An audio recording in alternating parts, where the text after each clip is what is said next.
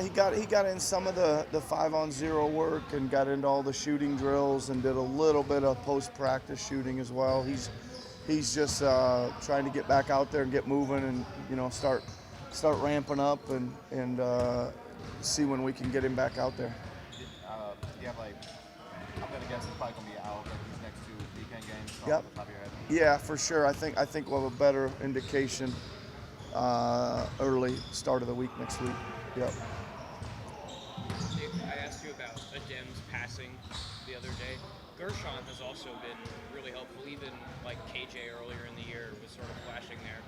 I guess when you have guards like Tyrese and even Jared looking forward, how valuable is it to have bigs in like those 4-on-3 situations that can make quick decisions? And I guess how much are you talking to those guys about sort of refining that skill? Yeah, I mean, we've talked about this before. I mean, listen, one of the things that we, kind of one of our daily, habits that we work on is playing out of double teams because it affects both Joel and Tyrese so much that, we almost start every day working on Tyrese getting blitzed, Paul George getting blitzed, Joel getting blitzed, and the first two, usually the play has to run through the big after the first or second pass for sure, normally the first, and then they've got to make them pay. We always, like you said, it's 4-on-3. We usually want a super high percentage attempt at the rim or a catch and shoot 3 out of those situations. So it is something we work on quite a bit. It is something our development coaches spend a lot of time working with those guys on. I think you can see the improvement. I think every guy that plays in that spot gets put in that situation quite often in the game, and this stuff happens fast, and they've got to be able to see it, and they've got to be able to execute it.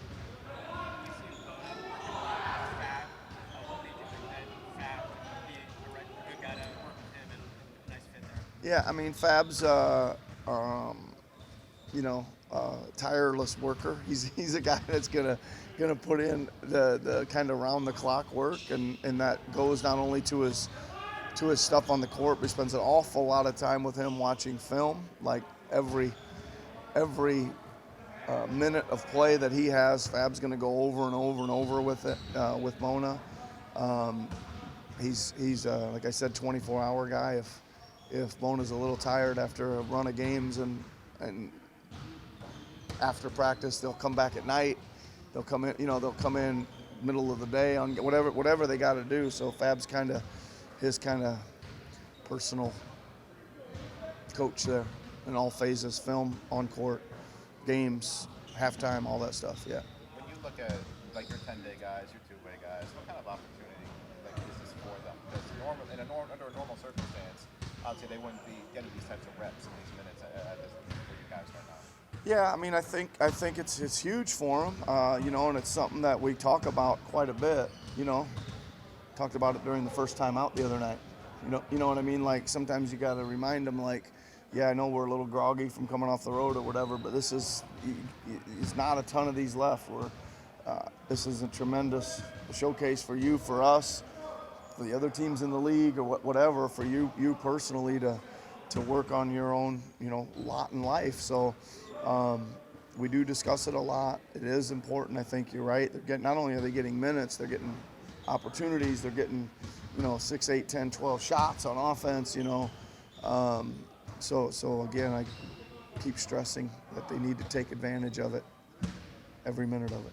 Because of the change in their role where they have a bigger role than they otherwise would have, and because they're playing a lot of other teams that their regulars aren't playing their other competing lineups, does that kind of change how you're evaluating them and how you can integrate them potentially next season in a different role? Yeah, I think you have to be a little careful and very studious on what it is they're doing, because you're right. Like they're not, and that's part of the trick of watching them in the G League as well. Just because they go down and score 35 in the G League doesn't necessarily translate to a efficient or critical role for us, right? So you are, I mean, like I'm always saying, like those guys got to give energy, they got to guard, they got to rebound, they got to be fairly mistake-free. Like, they can't be turning the ball over.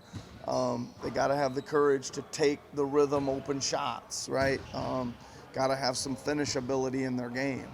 doesn't necessarily translate to 15, 18 shots a night, but it does translate into being very tough.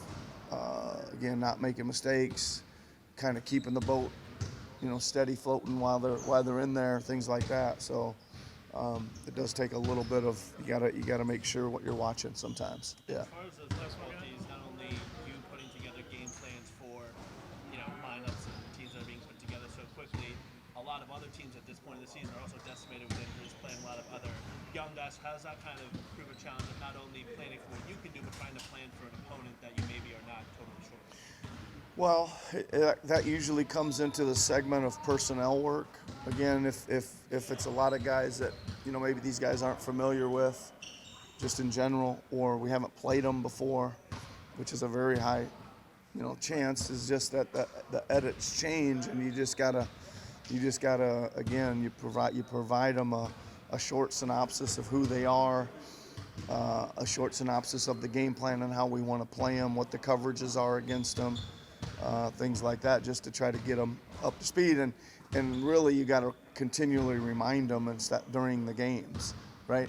Because you're going through maybe eight or nine guys that they're not familiar with. You got to remind them that's the guy we talked about. We got to push him inside the line. We got whatever the tactic is, but they have done a pretty good job of that. I think there's been some games where they've done the personnel edits pretty well, and they've gone out and executed some of that stuff pretty well.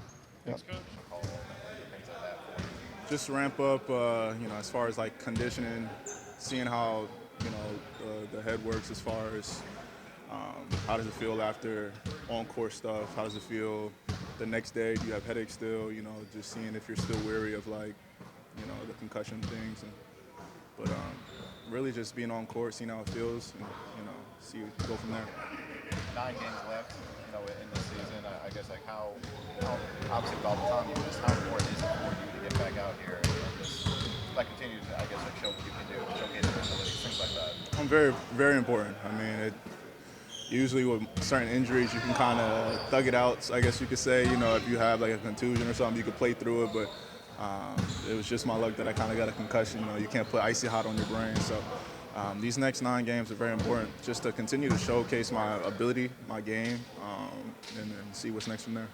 It seemed like you had sort of found a groove right before that in Toronto. I guess, what did you think was working well for you that you could, hopefully if it's tomorrow against Miami, whenever it is, just pick right back up and keep that going the rest of the way? Just playing with intent, really just making .5 decisions, being decisive, catch and shoot, and just play to my strengths, understanding what I'm capable of doing and what I provide for the team. So just playing with a lot of confidence, a lot of effort. But I think most importantly, just everyone knows I can score and do things offensively. I think it's more of an emphasis of impacting the game, rebounding, and playing defense and whatnot. You just mentioned quick decision making. That's something a lot of guys have talked about. I'm always curious, is that something you've always just instinctively been able to do? Is that something that as you grew you learned how to be a quicker decision maker? How does that process evolve for you? I mean, I was luckily I was drafted by the Spurs, where that .5 decision is pretty much next to everything. So I was really learned at a very young age, especially my rookie season, as far as playing that game, playing the right way, keeping the game simple, not trying to overcomplicate it. So now it's just continuously carrying it over and just being professional. Obviously, not everyone can experience getting to be drafted by the Spurs at an organization like that. I guess, how much do you think it can help a young player with any team to have a coaching staff that has established itself and they sort of know they can trust and is guiding them in the right direction? How meaningful was that for you when you were at that point in your career, knowing the reputation that they had? Very important. I think they teach you how to be a professional. They teach you how to really come in early, put in the work, take care of your body. Every aspect as far as learning how to be a professional and doing the right things. I mean, they teach it from day one. So till this day, a lot of things that I learned with the Spurs, I still carry over, as far as coming in early, recovery, communication, being a professional, and staying consistent with the game. Speaking of San Antonio, I mean, obviously you did make your return, in that game. Was it just the headaches that came back, in that point? Or? Yeah. I mean, I was told, this is my first concussion, so I don't really know as far as the protocol. I mean, the league approved it. I felt fine. I felt good as far as going into the game. But it was my first time actually being around the lights and noises and, the stimulation of the whole game. So I felt a small little headache and things of that nature, and we decided that it was best to just kind of, figure it out and regress from there.